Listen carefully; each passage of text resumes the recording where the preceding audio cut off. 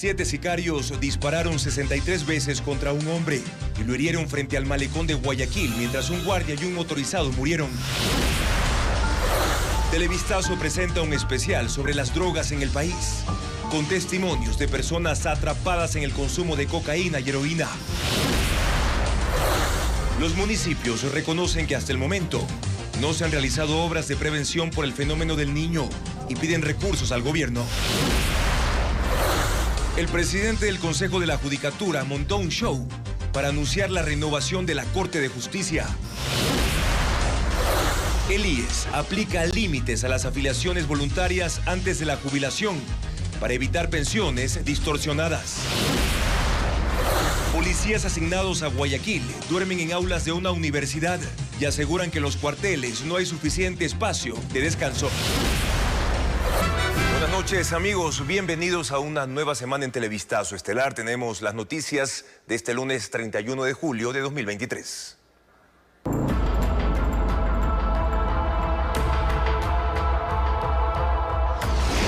Violencia. No hay sitio seguro.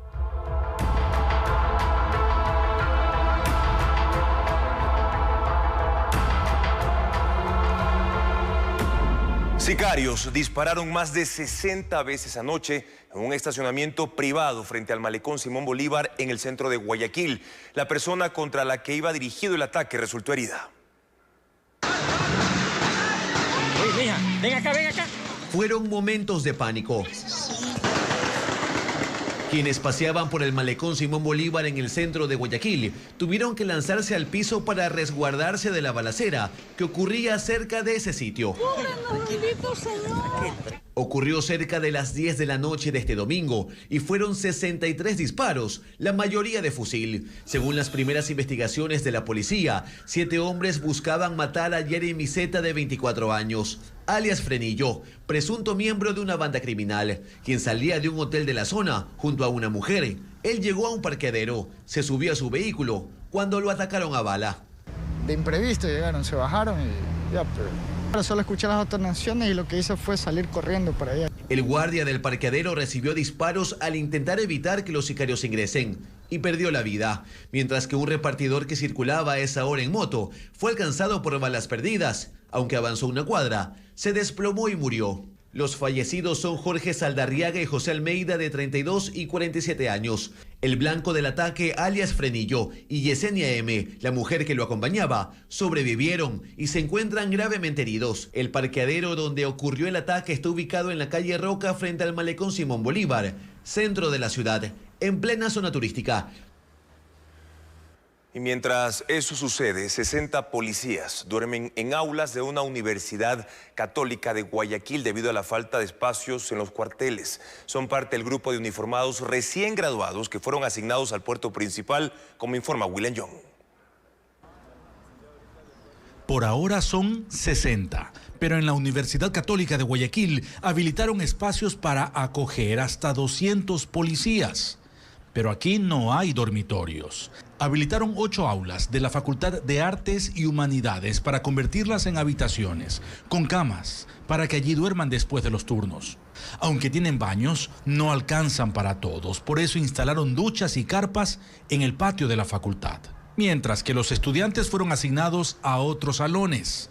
Aunque este refugio se instaló hace 3 meses como un acuerdo temporal entre la universidad y la policía, podría extenderse por 12 meses, con la esperanza de que consigan un lugar permanente. Otros deben buscar casas y pagar el alquiler con su dinero. Pero hay más policías de Guayaquil buscando hospedaje. Entre 90 y 100 uniformados fueron enviados al cuartel de la Unidad de Mantenimiento del Orden, ubicada en Durán. Ese también es un establecimiento adaptado, porque aquí funcionaba un centro deportivo de alto rendimiento. Y uno de sus problemas es que no hay agua potable y deben comprarla de tanqueros.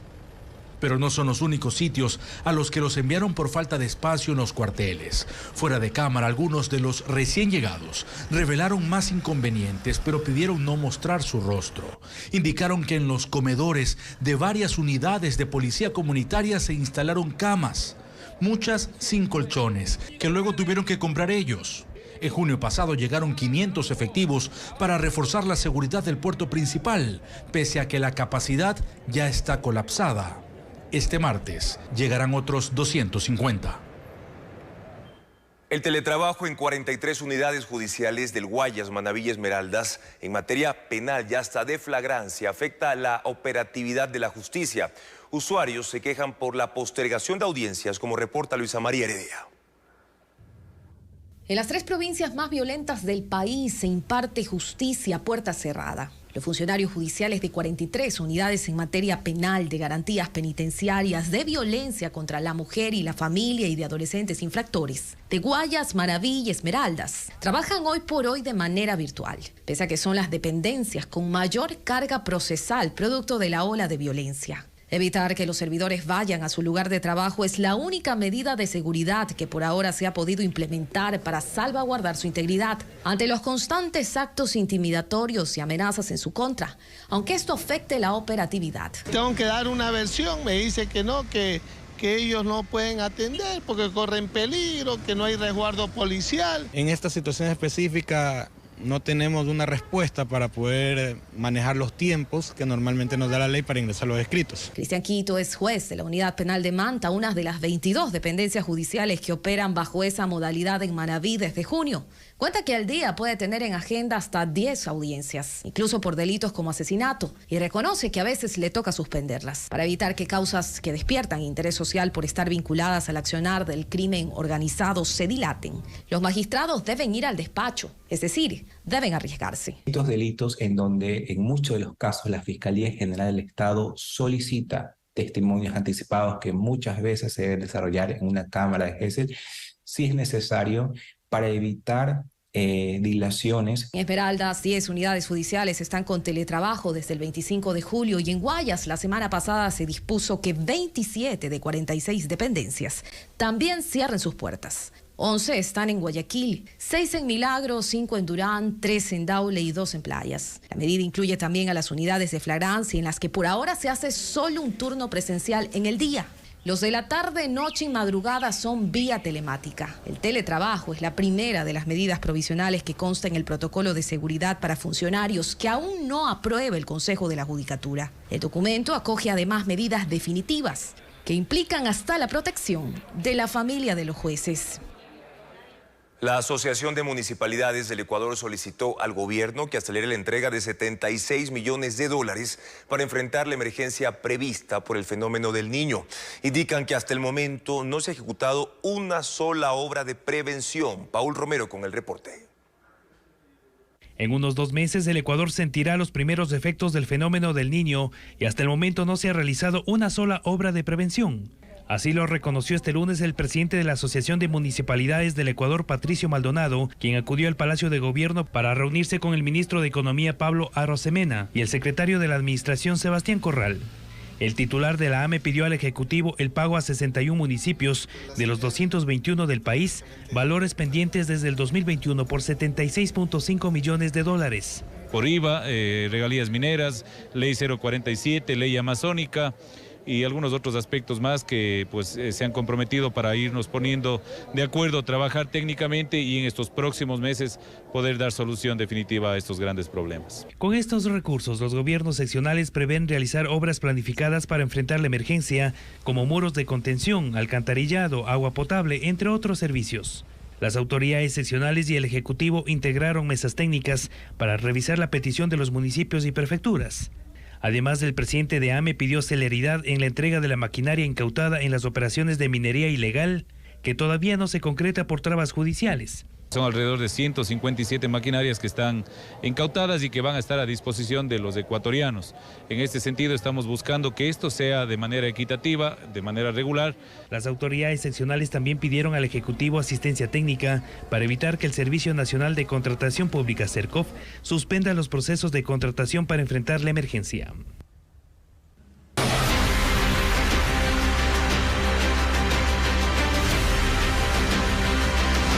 Elecciones 2023.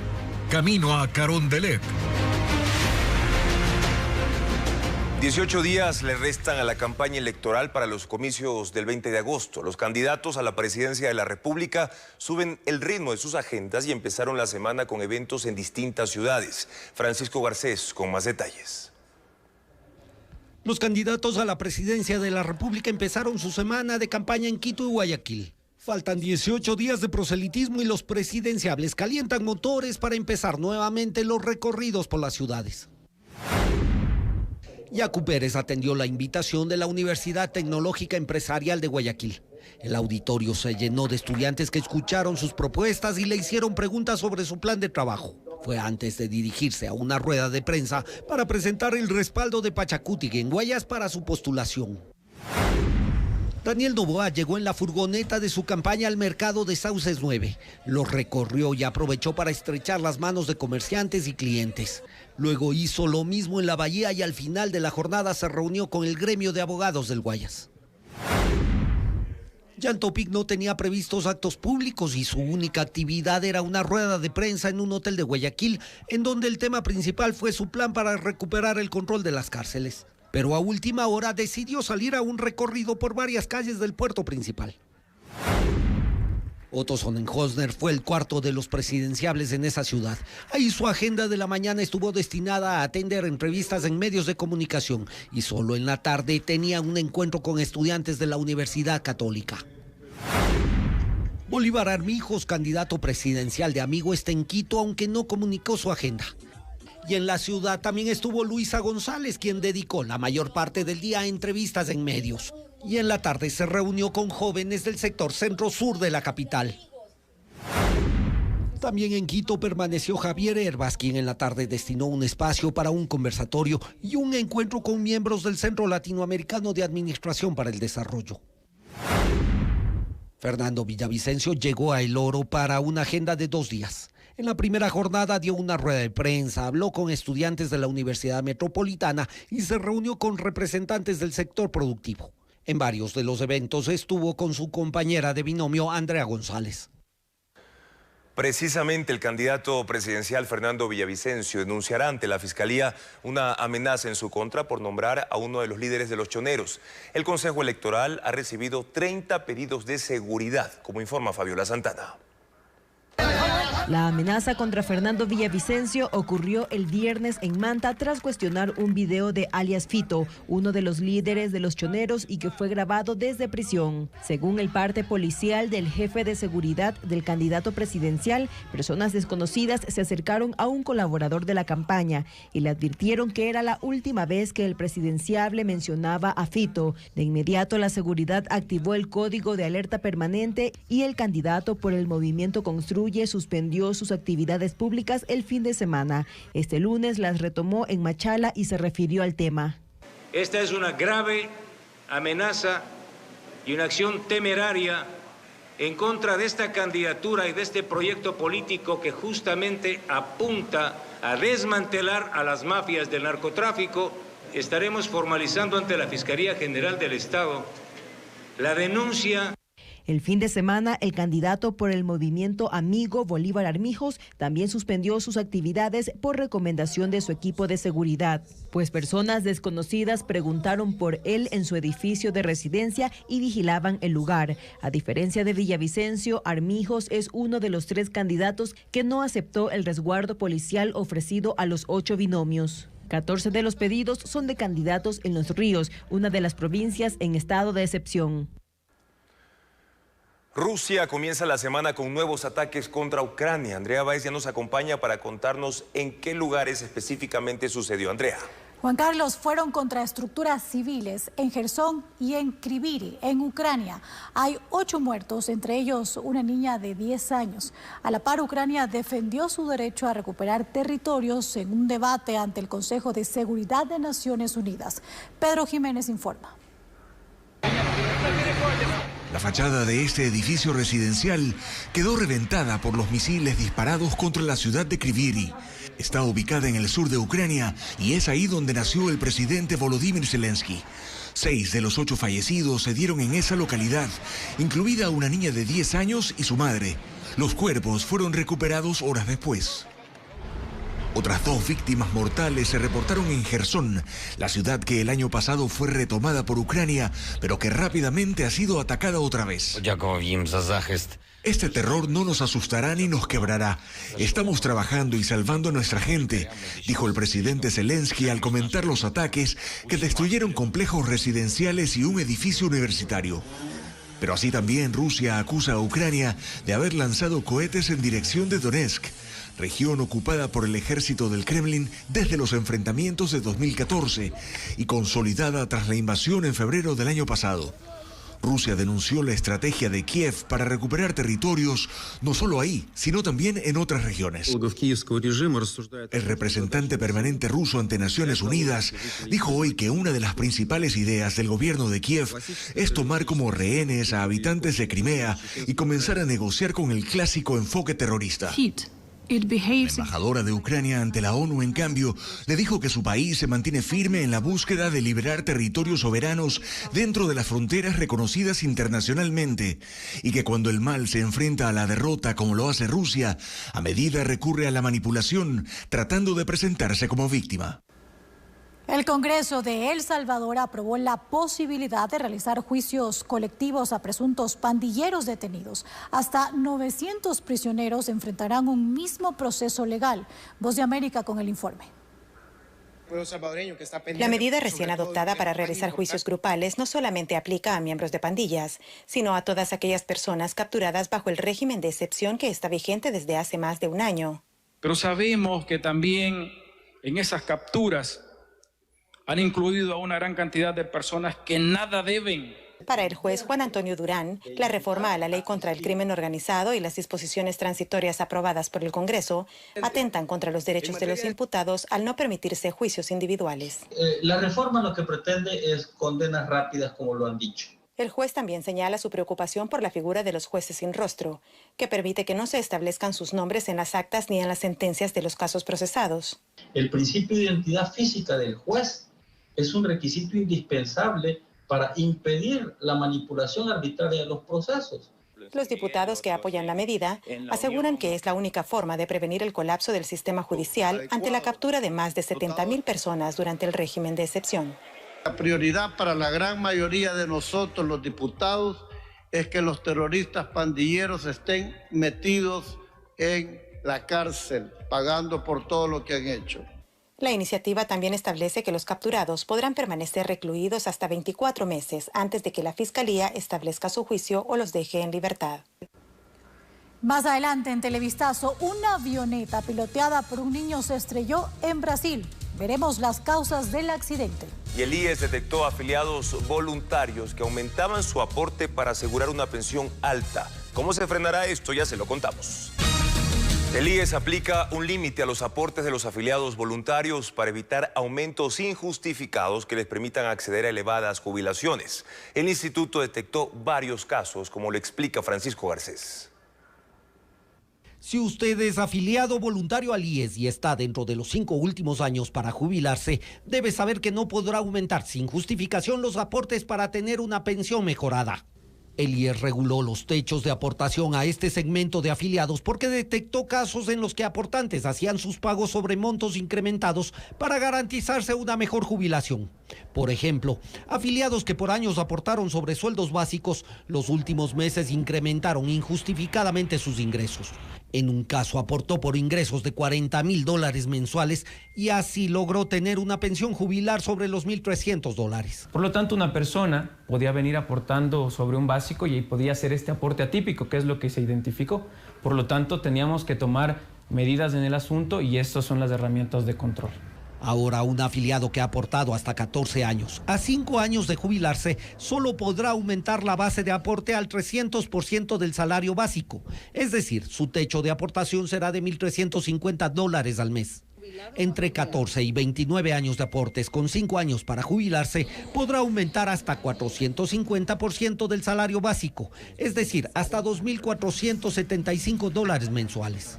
Y los afiliados voluntarios con 30 años de aportes y a 5 años de jubilarse podrán justificar un aumento de ingresos hasta el 600% del salario básico. Es decir, podrán justificar ingresos hasta por $4.150 al mes.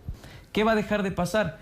que tengamos pensiones no reales tal vez, que personas que hayan hecho estos aportes atípicos puedan afectar al fondo de pensiones. Así, el Instituto de Seguridad Social cumplió además con una disposición de la Corte Constitucional que le ordenó que se haga un estudio actuarial y se regulen los techos de aportación para este segmento de afiliados. Hasta junio de este año, el IES registró algo más de 217,000 afiliados voluntarios, que son el 5,7% de los asegurados del país. Ellos tienen derecho a pensiones jubilares, atención médica, auxilio funerario, atención médica de hijos menores de 18 años y créditos hipotecarios. Wilman Terán, presidente de la Judicatura, convirtió en show un acto destinado a presentar la elección de los 7 jueces de la Corte Nacional e incluso maltrató el idioma. Su show en vivo fue transmitido por 100 radios del país. Jacqueline Rodas con el informe.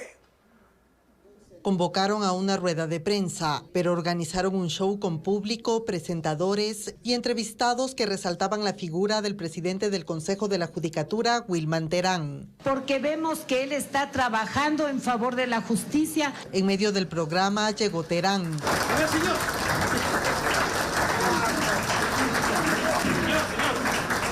No se crucen, por favor.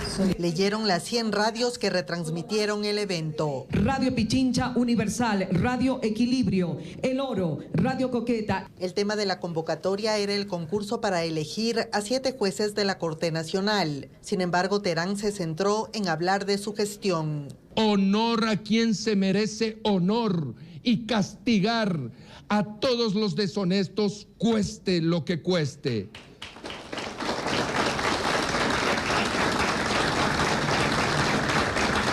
Para atender la celeridad tan anhelada, que aún no llegamos a completarla con la más efectiva honestidad. No había papel ni tóner. Hoy en día el asunto es manejable. Amén de esas cuestiones, se han venido soportando ataques mediáticos. No lo acompañaron los vocales del Pleno. Se dijo que por temas de agenda en territorio. 2 de ellos, Juan José Morillo y Maribel Barreno, enfrentan un proceso penal. Wilman Terán asegura que eso no mermará la credibilidad del concurso. Mañana no sabremos si ese proceso llegó a un culmino con cualquiera que sea la sentencia. Pero mientras tanto, los vocales no topan el concurso, sino que eso se lleva a cabo a través de las áreas técnicas. Al cierre del acto, un exfuncionario judicial quiso hacer un reclamo. Bolívar, Infomedia 593, la 9RS, Radio Altura. Al micrófono se volvió a leer las 100 radios que transmitieron el evento y no fue posible escucharlo. 40.000 compañías que están en proceso de disolución y que pudieron beneficiarse del decreto ley de reestructuración empresarial se enfilan hacia la liquidación, por lo que miles de puestos de trabajo se pierden. La Corte Constitucional justificó su fallo señalando que se vulneraban derechos.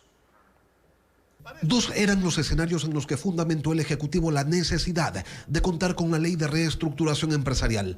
El primero es que el 21% de las empresas del país, es decir, más de 40.000, están en proceso de disolución, paso previo a su liquidación. El segundo, la proximidad del fenómeno del Niño que va a golpear la economía del sector privado, sumando más sociedades a esa crisis. A primera vista, la situación es compleja y requiere de acciones inmediatas, pero la Corte Constitucional no lo consideró así.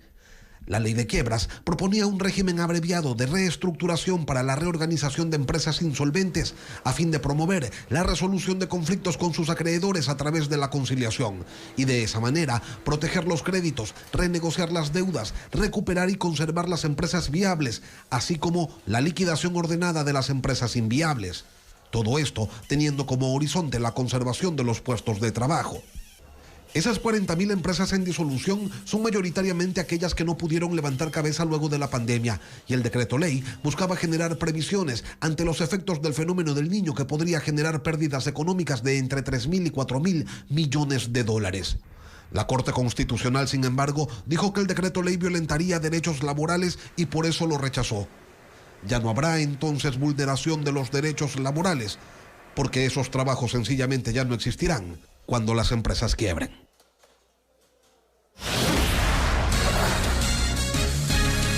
¿A dónde llamar si es víctima de trata de personas?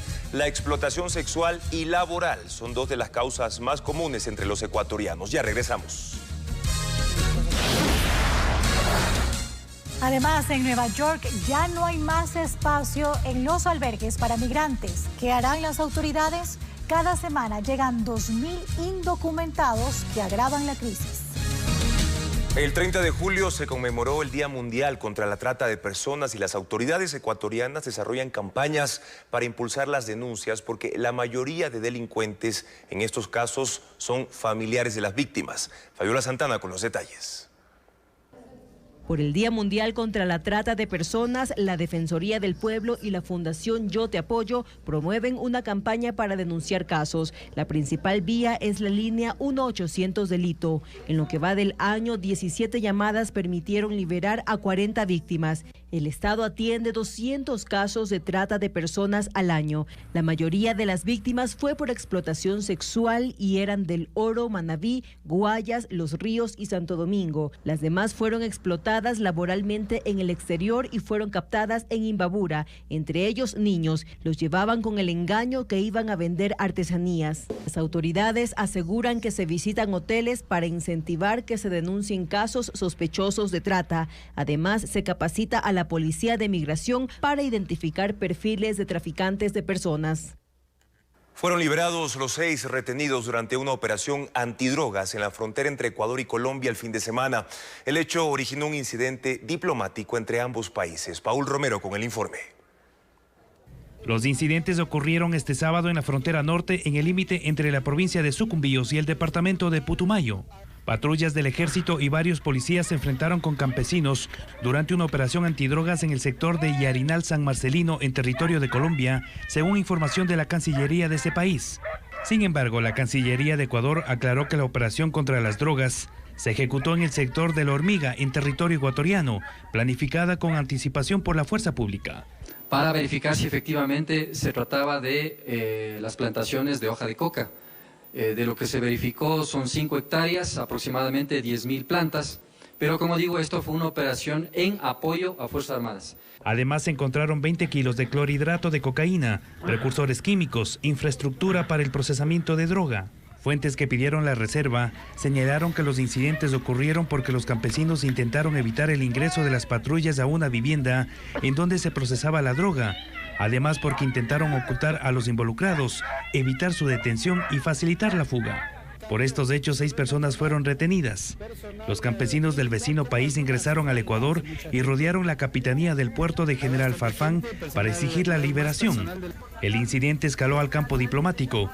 Las cancillerías de Ecuador y Colombia acordaron la vía del diálogo para superar el impasse. Los retenidos, entre ellos el gobernador de San Marcelino, fueron liberados. El caso está bajo investigación en la justicia ecuatoriana. Choferes de Santo Domingo de los Áchilas denuncian que sus licencias de conducir fueron canceladas, pero ¿por qué razón? Ya se lo contamos.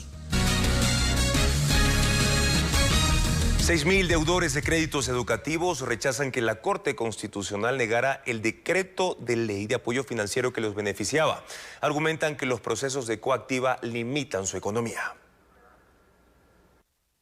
Cuando la Corte Constitucional negó el proyecto de decreto ley de apoyo financiero a personas coactivadas por créditos educativos, cerró las puertas a la posibilidad de que 6.000 estudiantes pudieran acceder a la remisión de las deudas, a la condonación de intereses, a la ampliación de plazos y condiciones para que pudieran suscribir un convenio de pago sin el requisito de una garantía hipotecaria. Cuando la Corte Constitucional resolvió negar el proyecto, no miró hacia el país del que forma parte Daniela Ballesteros. Ella y su hermana son garantes de otro hermano. Él era funcionario público y perdió su trabajo en el gobierno anterior. Y ahora todos tienen un problema. Al estar coactivados, todos los dineros que vienen por parte de lo que es ingresos salariales, todo se congela. Y esto es mes a mes, mes a mes, mes a mes, desde el año pasado. El proyecto de ley planteaba también la eliminación del 100% de intereses, de multas y recargos generados por obligaciones vencidas o por convenios de pago. Pero esa posibilidad se esfumó. Y Catherine Macas, de 27 años, cuenta que se endeudó en $19.000, ahora debe $27.000 y recién en julio consiguió trabajo. Y yo saqué el crédito estudiantil fue por un sueño, ¿no? Por acceder a un título universitario y así poder mejorar mi calidad de vida, la de mi familia y ser productiva para el país. Quienes se iban a beneficiar del decreto sencillamente no entienden hacia dónde miraba la Corte cuando elaboró su fallo. En todo caso, hacia ellos, hacia su necesidad, no era. Yo no sé en qué parte de la palabra urgente no está urgente que mis hijos ni siquiera puedan acceder a la educación. En Cenecit se está analizando qué otras opciones se pueden implementar desde el marco legal vigente, considerando la realidad social, lo que la Corte no supo o no quiso ver. La industria lechera busca fomentar el consumo del producto, mejorar la calidad y desarrollar una oferta competitiva para la exportación. Adriana Bermeo explica cómo lo harán. 40 empresarios y ganaderos conformaron una mesa de trabajo para buscar que se paguen precios justos, para eliminar intermediarios, mejorar precios, la calidad del producto y fomentar el incremento del consumo de la leche. En términos económicos y de producción, este es el primer clúster de la industria láctea. El grupo trabajará de forma permanente y cuenta con el acompañamiento de los ministerios de la Producción, Agricultura y académicos. Nos permite que nos alineemos también como cadena y como productores en dónde queremos enfocar nuestros esfuerzos como sector. En Ecuador, 100.000 ganaderos producen 5,5 millones de litros de leche por día.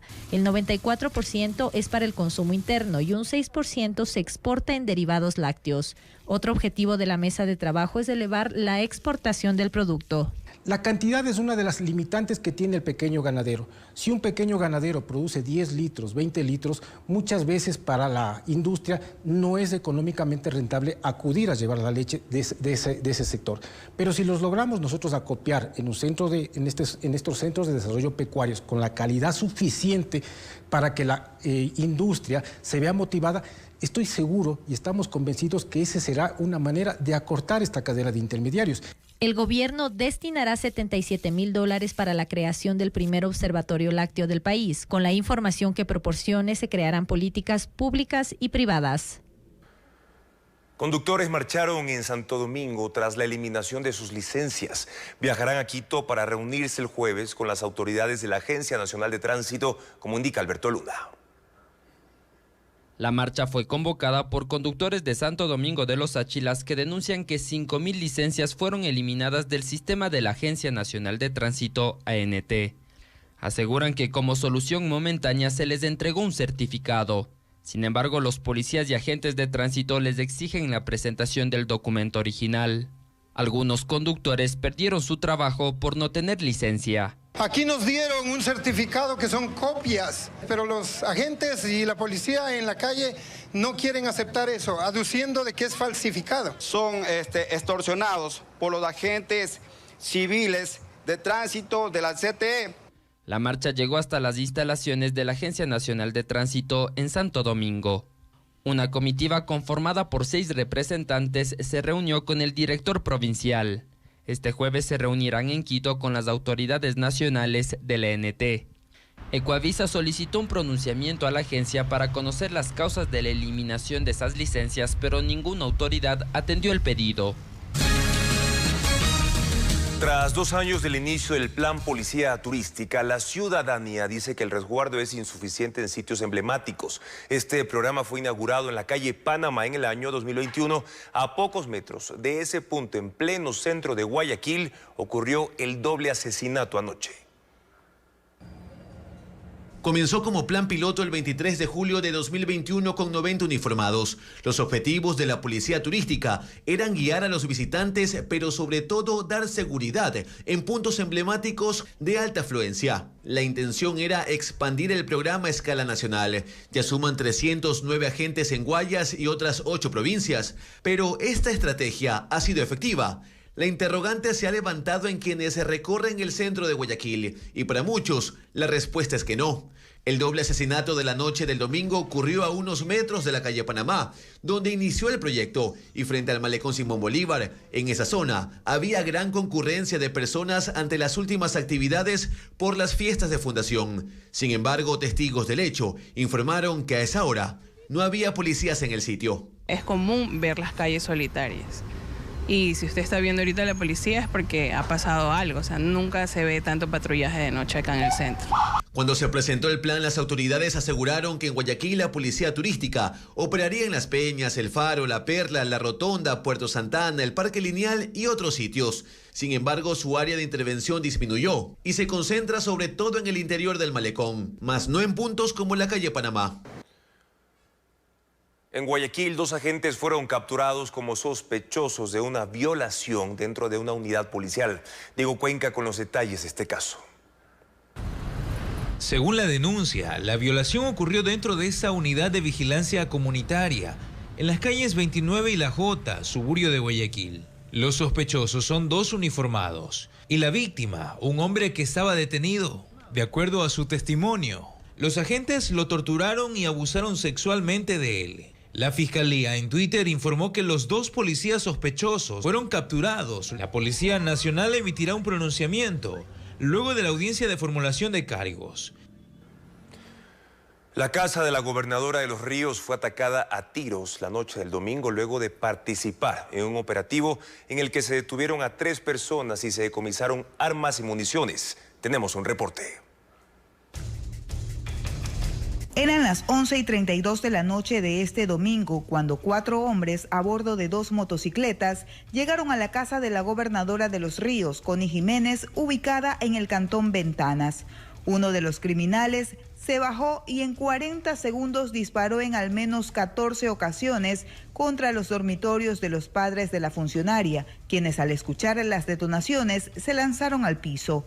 3 proyectiles impactaron cerca de la ventana de la habitación. La gobernadora también estaba en la casa. Había llegado media hora antes del ataque tras encabezar un operativo de control por el toque de queda en el sector La Gloria, en el centro de la ciudad. Junto con policías y militares, habían identificado un inmueble donde un grupo de personas estaban libando y al registrarla hallaron armamento. Encontramos 4 armas de fuego. Encontramos munición de calibre 9 milímetros, 3 motos y 3 personas detenidas. Ya desde hace 2 semanas, Jiménez cuenta con resguardo policial durante sus salidas. A 15 días de cumplir un año al frente de la entidad, ha presentado 3 denuncias en la Fiscalía por amenazas en su contra. Ella afirma que la intervención de este domingo sería la motivación del ataque. Es público que nosotros hemos estado frontalmente trabajando en varios operativos. No es este el único, no solamente es en las noches. Hemos estado mañanas y tardes también acompañando el equipo de Policía y Fuerzas Armadas, pero nosotros seguiremos cumpliendo con nuestro trabajo. Además de la gobernadora, el jefe político y la comisaria de Policía de Ventanas recibieron amenazas telefónicas por participar en este operativo.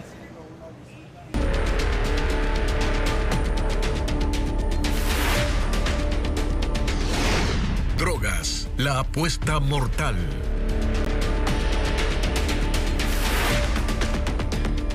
Televistazo comienza hoy una serie de 5 reportajes especiales sobre las drogas, la apuesta mortal. En la primera entrega, Merlin Ochoa muestra los testimonios de mujeres y hombres atrapados en el consumo de cocaína y heroína.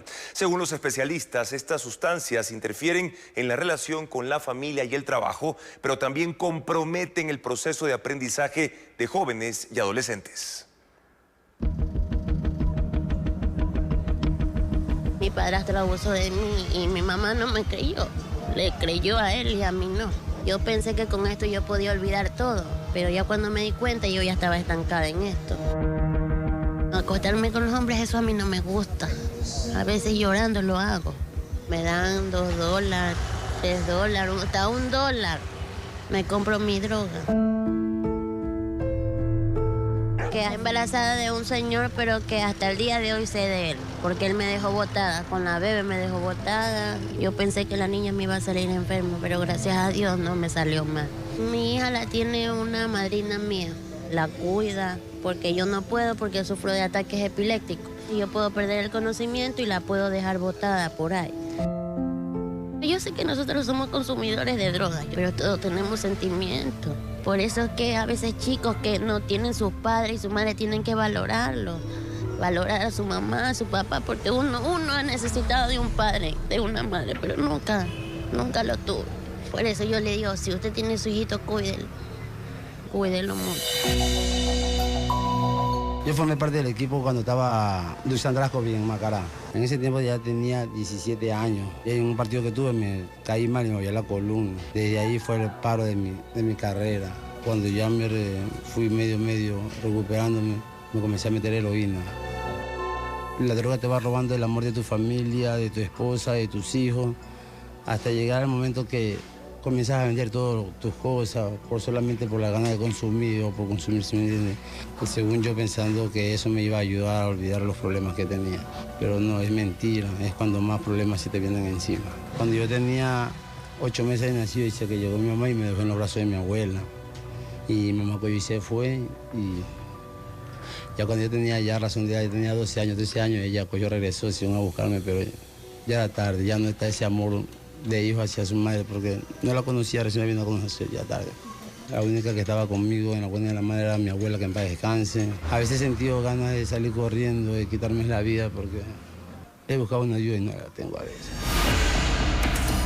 A lo más que he llegado a esta heroína, me ha dicho que en lo más profundo, cuando lo quedaron preso, ahí yo consumí droga. Yo ahí tenía 20 años. De todas las drogas que consumí, todo. Me veo mal, me veo flaco, todo acabado, chupado, no de los huesos, no vómito, tantas cosas que nos da. Mi papá consume droga también, él también consume droga, consumo yo. Vivía en unos barrios marginados en donde todo el mundo consumía, entonces empecé porque me parecía divertido estar en la calle y los que consumían y los pandilleros me parecían los más chéveres. Entonces empecé a consumir cuando cumplí 11 años de edad y me metí a la pendiza. Viví algunas situaciones extremas de abuso de hogar y maltrato emocional. Obviamente todas estas cosas son como una cadena, ¿no? Es decir, empezó por el abuso, ¿no? Después del abuso ya empezó con un gusto, es decir, me encanta todo tipo de sustancia que me altere porque evadía la realidad. Entonces seguí viviendo el consumo de drogas que me siguió quitando todo lo que tenía en la vida. No quiero morir así, no quiero morir envenenado y quiero seguir viviendo. A pesar de que tengo 48 años de edad, conozco gente que ha salido y ha podido hacer algo con su vida. Y dije, yo también puedo. Puedo cambiar mi estilo de vida, puedo dejar de consumir, puedo perder el deseo y puedo vivir una mejor manera.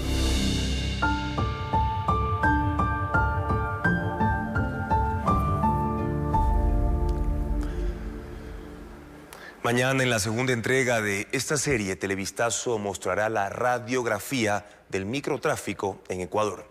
Ahora les contamos que el presidente de la República busca apoyo económico y la reducción de la deuda de Ecuador con la Corporación Financiera de los Estados Unidos. La tarde de este lunes, el presidente Guillermo Lasso mantuvo una reunión con el ejecutivo de la Corporación Financiera de Desarrollo Internacional de Estados Unidos, Scott Nathan. Se abordaron 3 temas: financiamiento internacional para afrontar el fenómeno del Niño, ampliar la cooperación con Ecuador para proyectos de protección ambiental y el canje de deuda por naturaleza que permitirá un ahorro de $1.100 millones.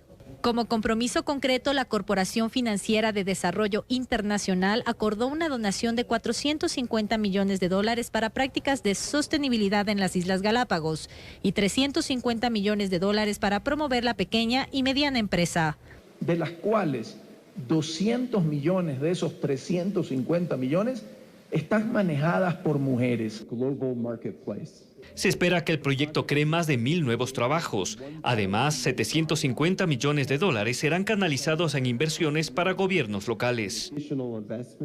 En lo que respecta al presupuesto para enfrentar el fenómeno del Niño, todavía se mantendrán conversaciones con este organismo para lograr acuerdos de financiamiento.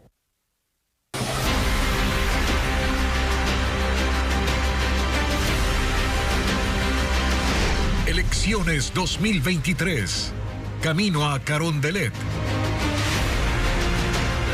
Este fin de semana, algunos candidatos intensificaron su presencia y estrategias en las redes sociales. Vamos con el resumen de lo que ha ocurrido en la campaña digital. Fue un fin de semana bastante activo en las redes del candidato Otto Sonnenholzner. Lo primero fue lanzar una canción de campaña cuyo objetivo principal parece ser que la gente aprenda a pronunciar su apellido. Y también hubo el habitual registro de actividades y anécdotas de campaña.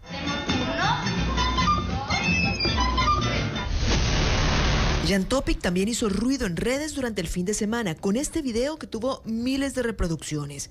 Puso temporalmente, por media hora, una antena inhibidora afuera de la penitenciaría del Litoral para cortar la señal celular a los detenidos. Se tuvo que haber hecho hace mucho tiempo.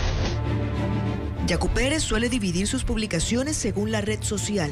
En Twitter e Instagram están los recorridos de campaña y los mensajes con propuestas. Y en TikTok está el lado más relajado, un juego de boli en Choni. Daniel Novoa, cuya campaña suele evocar las de su padre, subió en Instagram y en Twitter un video que refuerza esa imagen. Viene de una saga de luchadores. Y en TikTok lo usual, videos cortos de recorridos en campaña. La granja de trolls. Javier Herba suele incluir el humor en todas sus redes sociales. Y por la pinta, parece de TikTok. O usar audios en tendencia para contar sus actividades. Casi siempre que se habla de... Fernando Villavicencio, que al principio de la campaña lanzó varios videos jugando con la inteligencia artificial, se ha enmarcado últimamente en la publicación de sus recorridos o de mensajes en contra de la corrupción. Y les van a echar. Luisa González no varió su estrategia digital, publicó nuevamente mensajes destacando que es la única mujer de los 8 candidatos, recordando lo que se hizo en el gobierno de Rafael Correa y resaltando los problemas del gobierno actual. Por 100.000 habitantes. Mi tierra por ti. Y Bolívar Armijos fue hasta su lugar de nacimiento en Esmeraldas para hablar de su origen. Les quiero presentar a mi linda negra, mi madre. Y de por qué cree estar capacitado para ejercer la presidencia de la República. Estudió y así se... La Corporación Participación Ciudadana advierte sobre un continuo incremento de la violencia política entre presidenciables desde el inicio de la campaña, que incluso podría representar una amenaza a la democracia.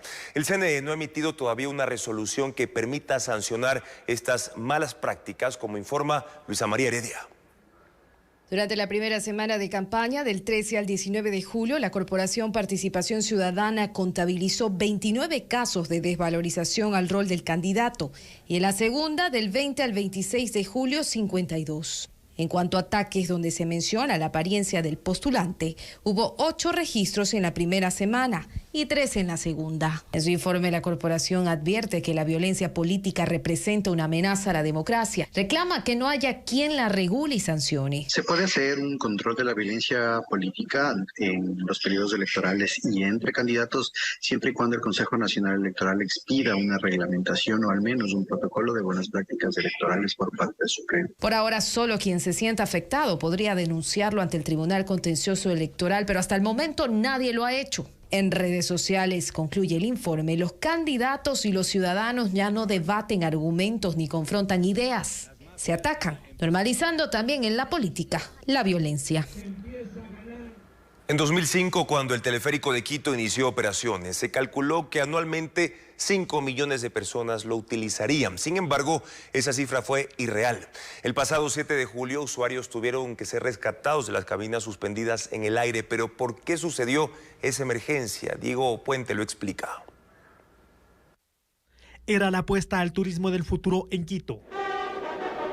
El 24 de mayo del 2005 se inauguró el teleférico en una ceremonia en la que estuvieron las más altas autoridades del Estado. En la noche hubo luces, música y miles de visitantes que hicieron largas colas para subir a una de las novedosas cabinas. Hoy la realidad es distinta. Las 160 hectáreas donde se asienta el proyecto son de la ciudad. Desde el 2005 están concesionadas a 4 empresas. Cada una cobra por separado su servicio. René Zambrano es gerente del parque de diversiones desde el 2019, que llegó un nuevo grupo de inversionistas que inyectó $3 millones, ha observado los problemas del proyecto de cerca. La ubicación, estar en la montaña, obviamente afecta bastante. No tener un sistema de transporte público adecuado que permita a otras personas que no cuentan con vehículo venir al parque es un tema que afecta bastante. Lo otro es la falta de organización y coordinación entre todas las empresas que forman parte del complejo turístico Cruz Loma. La empresa a cargo de los 2.000 estacionamientos también está operativa. Cobra $2.50 independientemente del tiempo de uso. No ofrece otro servicio. El fideicomiso Proyecto Turístico Cruz Loma tiene a cargo la línea del teleférico y sus respectivas estaciones. Hoy está clausurado por el incidente del 7 de julio, cuando decenas de usuarios tuvieron que ser rescatados.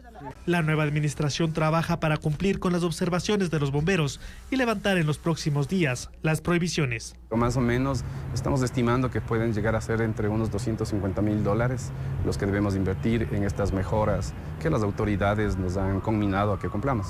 Prostatus se hizo cargo del área comercial. 2 grandes espacios como la estación de Cristal y el centro comercial lucen abandonados. Otros locales tienen maleza creciendo por todas partes. Sus accionistas no aceptaron una entrevista con Ecuavisa, pero dijeron fuera de cámaras que el proyecto nunca dejó réditos. Al inicio se estimaron 5 millones de visitantes al año. Las cifras reales están muy lejos de alcanzar ese número. En el 2019, el mejor año para el teleférico, hubo 420,000 visitantes. En 7 años termina la concesión del proyecto. Todavía no existe un plan para saber si todo volverá a manos de la ciudad. Desde ya, quienes operan el teleférico y el parque de atracciones buscan un acercamiento con las autoridades de Quito para extender sus operaciones. Uno para todos y todos para uno. Mucho más si es una pirámide humana de 9 niveles donde cada uno depende de la entera y absoluta confianza del otro. Son los Jaijavan Govinda, un grupo deportivo en la India. Cada año, decenas de equipos de todas partes de Bombay celebran el festival Janmashtami, en el que forman pirámides humanas. El video en la cuenta de Saurabh tiene 4.5 millones de reproducciones.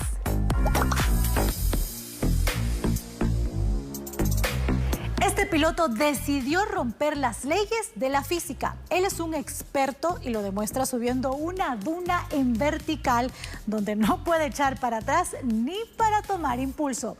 El video grabado en Kentucky, Estados Unidos, publicado en la cuenta de Globe Fervor, tiene más de 100,000 reproducciones.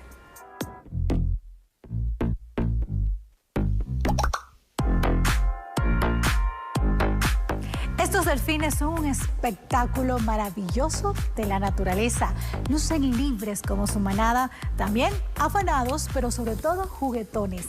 Este espectáculo se puede ver en Ecuador, pero esta vez fue captado cerca de las Islas Maldivas, en medio de un mar de un azul esplendoroso. El video está colgado en la cuenta de Life of a Water Photographer. Tiene 1.7 millones de reproducciones y millones de likes.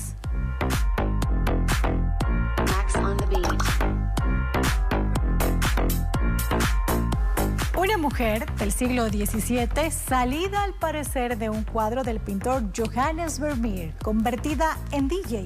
Por obra y gracia de la inteligencia artificial, hace de las suyas y crea un video en el mejor estilo renacentista. El video publicado en TikTok tiene más de 900,000 reproducciones.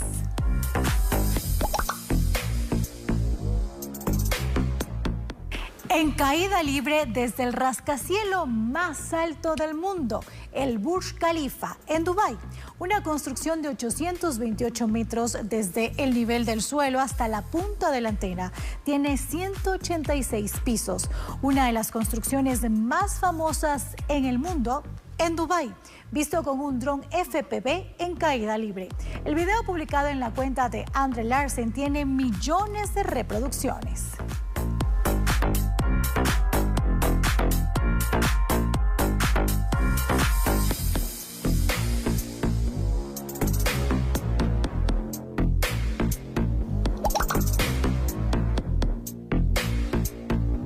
Recuerde que más información usted la puede encontrar en nuestro portal web www.ecuavisa.com. Las parroquias Pozorja y Puná en Guayaquil reciben especies marinas que migran desde otros países de Sudamérica en busca de alimentos, pero por la escasez de peces, al menos 7,000 aves han muerto en la costa ecuatoriana. Masiva presencia de aves marinas en el puerto pesquero de Pozorja, una de las 5 parroquias rurales de Guayaquil. Son diversas especies que sorprenden a los pescadores por los rasgos exóticos y porque no es común verlas en esa zona costera. Están ahí como efecto de las altas temperaturas del mar, que las obligan a migrar desde otros países en busca de alimentos que escasean por el fenómeno del Niño, y los pescadores les dan comida de la faena diaria. Y los lobos marinos que vienen de vez en cuando, no siempre. Ahorita anda uno pequeño por ahí que anda buscando alimento. Este cormorán de Huaynay, un ave de las costas de Perú que visita Pozorja, un piquero de patas azules. La situación se repite en la isla Puná, en Guayaquil. En el muelle, los 12.000 habitantes pueden ver al gaviotín inca, una especie nativa de las costas de Perú y Chile. Es conocida por robar peces de los barcos. Además, reciben la visita de lobos marinos que, a pesar de que pueden sumergirse a 300 metros de profundidad, llegan hasta las orillas para descansar y luego buscar peces para alimentarse. Ellos cautivan a los pescadores, quienes incluso intentan tocarlos. El especialista en biodiversidad de la Escuela Politécnica del Litoral explica el comportamiento de estos animales. No son tan presentes en la costa del Ecuador, pueden estar en sitios de descanso o tal vez llegan muy debilitadas y obviamente por falta de nutrientes mueren. El Ministerio del Ambiente inspecciona las playas y puertos pesqueros para determinar si las especies están enfermas. Por eso pide a los ciudadanos mantener distancia. En Ecuador, el 46% de las madres alimenta a sus bebés solo con leche materna. Por ello, el Ministerio de Salud prevé invertir $1 millón. El objetivo con esos recursos es la creación de más bancos de leche y así fortalecer la lactancia a escala nacional. Alberto Luna con más este proyecto. Esta es la Semana Mundial de la Lactancia Materna. En el Ecuador, apenas el 46% de madres alimenta a sus bebés solo con leche materna hasta que cumplan 6 meses, según la UNICEF. Hay distintas causas como problemas de salud o falta de tiempo por trabajo. Los problemas en la lactancia materna están relacionados con la desnutrición infantil que registra el Ecuador. Actualmente es el segundo país con el peor índice de la región. La lactancia materna es la primera vacuna que un niño o una niña recibe. Pero es además el alimento más completo que puede recibir durante los primeros 6 meses de vida. Para ayudar a madres y bebés sin acceso a leche materna, funcionan 9 bancos en hospitales de la red pública. Uno de esos espacios se encuentra en la maternidad Luz de Arizmendi en el sur de Quito, la más grande de la ciudad, al atender 6.000 partos al año. 30 madres donan leche cada día en promedio en ese centro de salud. La leche es sometida a un proceso de pasteurización antes de ser entregada a los bebés. La pasteurización consiste en elevar la temperatura de la leche a 62.5 grados y bajarla drásticamente. Entonces ahí se inactivan todo tipo de virus y bacterias. Según el ministro de Salud, se invertirá $1 millón para crear 9 bancos de leche en otros hospitales del país. Tenemos alrededor de 9.000 mujeres donantes que ha servido para alimentar a más de 25.000 niños que han pasado o que han requerido cuidados especiales. Ecuador además cuenta con 9.000 salas de apoyo a la lactancia materna donde las madres pueden extraer su leche en un espacio higiénico.